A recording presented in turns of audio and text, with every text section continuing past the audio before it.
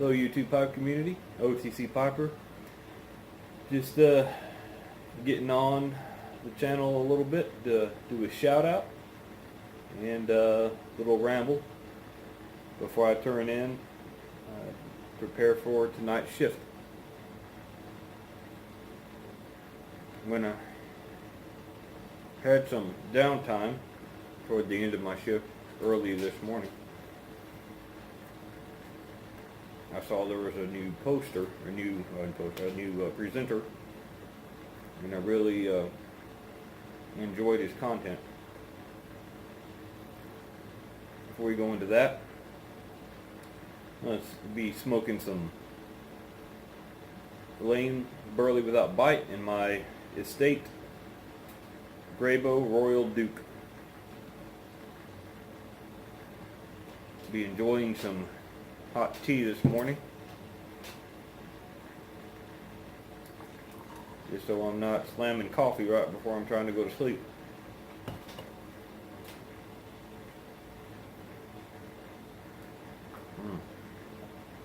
A little Earl Grey.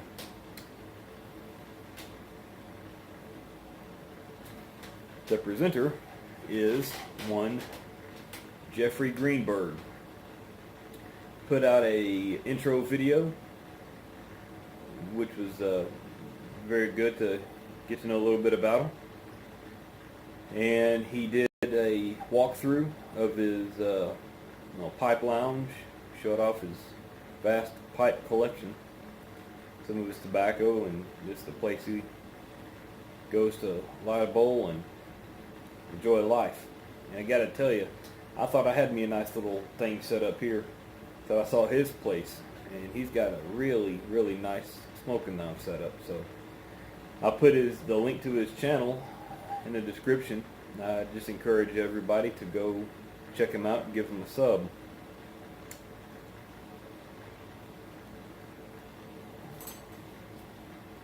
Well, before I get into my little ramble, I was going to go over real quick, as I said I would do before, is I went in there to look at all of the contestants in the giveaway that I have going on, which the drawing will happen on Labor Day. Let's see, I got 1, 2, 3, 4, 5, 6, 7 entries so far. Okay, I've got Eric, Blue Collar Pipe Smoker, Northeast Piper, UK, Patriot Piper, Catholic Pipe Steader, Meandering Piper, Pipes and Tobacco, and Aces. So if I've missed somebody, please let me know. And make sure the link is posted in the original 100 sub golf video, so that I can go to just one place to dig it up. As it stands now, we have no new pipe smokers coming up for the starter kit that I have as a second prize. So, if you know of anybody looking to get into this, be sure you let them know to swing on in and put in an entry for the starter kit. If we just don't get any entries of new pipe smokers, then that's just going to be another name drawn out of the bowl, or whatever I choose to put the entries in, and we'll have that off to a second, to another, one of the more seasoned pipe smokers. Still a good little set. It's stuff that I still hold as a go-to, with the Cobbs and the half and half and the Prince Albert. I still go to a lot of those. In fact, I had a bowl just a little while ago of the Prince Albert.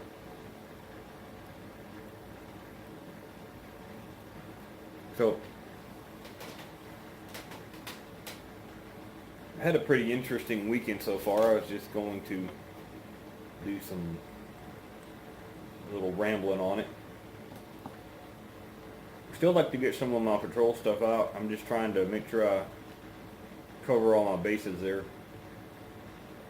Make sure I go the right avenue with it. But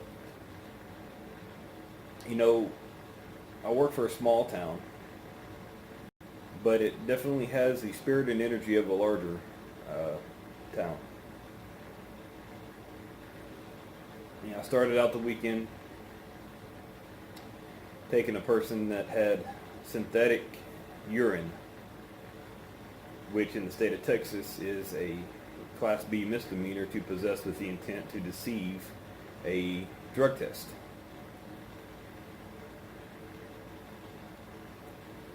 I've seen the little bottles, and they have a little heat indicator on there so that you could warm it to the proper temperature before using it. I've just never seen all of the intricate ways that people go about trying to do this until I saw this. They had one, it was like a little plastic bag, kind of like a miniature IV bag, with a Velcro strap that went around the inside of your leg, and a little tube that came out to deposit your sample. And I've been, I'm relatively new into law enforcement, been a little more than a year, and I knew that stuff existed. I just got to see a realization of how far people will go to hide the fact that, their drug use and things like that. And they sell it in a little box, and it said on the box, not for unlawful purposes, for fetish use only. And I thought, wow, what did I just get into here? So that was interesting. And then as the weekend progressed, I was patrolling some of the back roads, saw something flailing around in the bottom, on the road, and I thought, wow, I hope somebody isn't hurt or something like that. So I creep up a little closer, and I can see a bird, and I think it's a hawk or a buzzard, maybe getting some roadkill or something like that. And it's not. It's a great horned owl fighting a snake. So I sit and watch it for a while. I'm like, a great horned owl fighting a snake. You can't ask for a better turnout of the evening than that. So I actually put my dash cam on to see if it picked any of it up. And this snake looked to be maybe about 18 inches long. Trying to strike at the owl. The owl had its talons on both sides of it, pecking at it and everything like that. And then this car started coming behind me, so I'm not going to hold up traffic or anything. So I inch up a little bit, further, thinking that owl's just going to run off, and that owl did not. That owl did not care that I was there. It was interested in that snake. And I just about had to bump it with my car to get it to fly up, and I guess maybe resume the battle later. And that was the first time I ever saw anything like that. Thought that was interesting.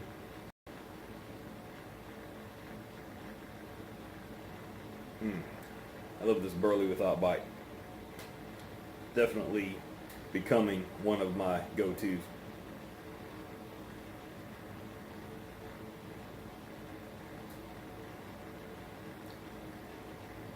Then I had a situation that really strikes deep with me when it comes to children. So I was up, patrolling a little bit on the highway, running, watching for speed and things like that.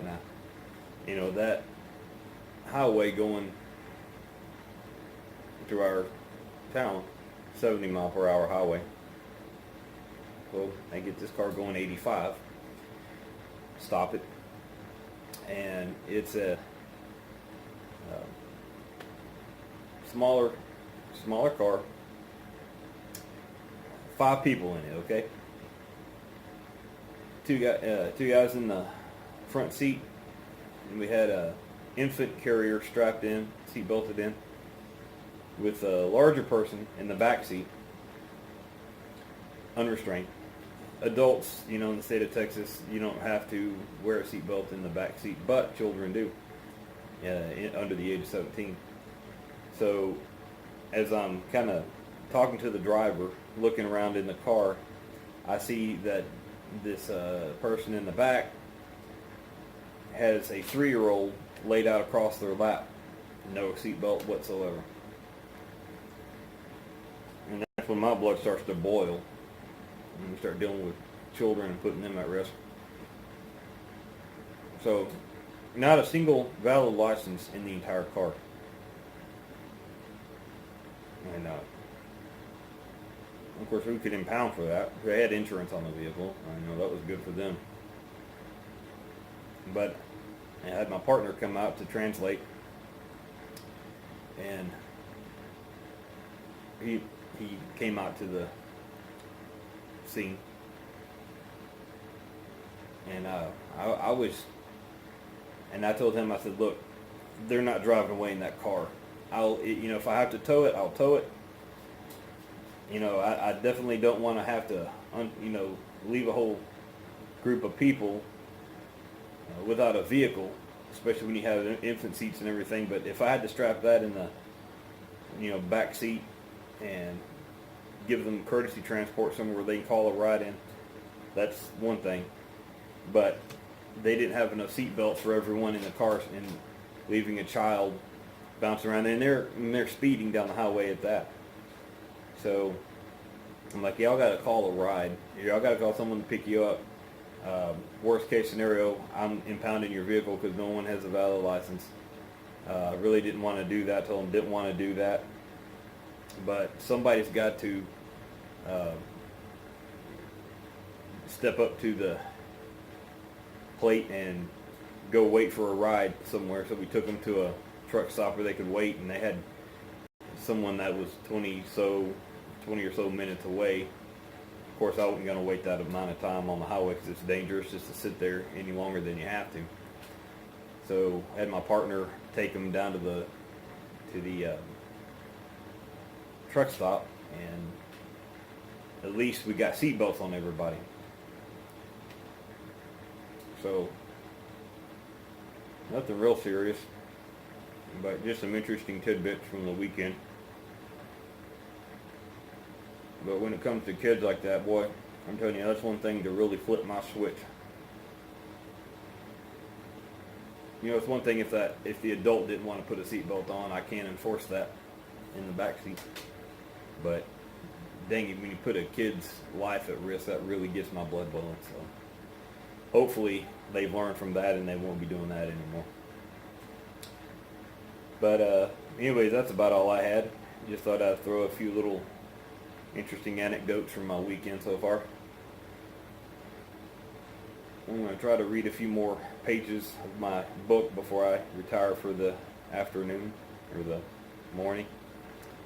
And that's about all I had.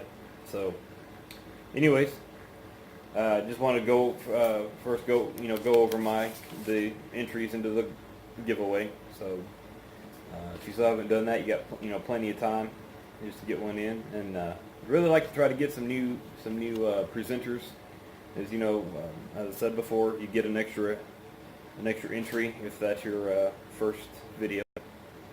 Sure would like to get some people that are looking to get started in piping to come in as well. So anyways, that's about all I've got. OTC Pipers wishing everybody all the best. Here's to good times and a warm pipe.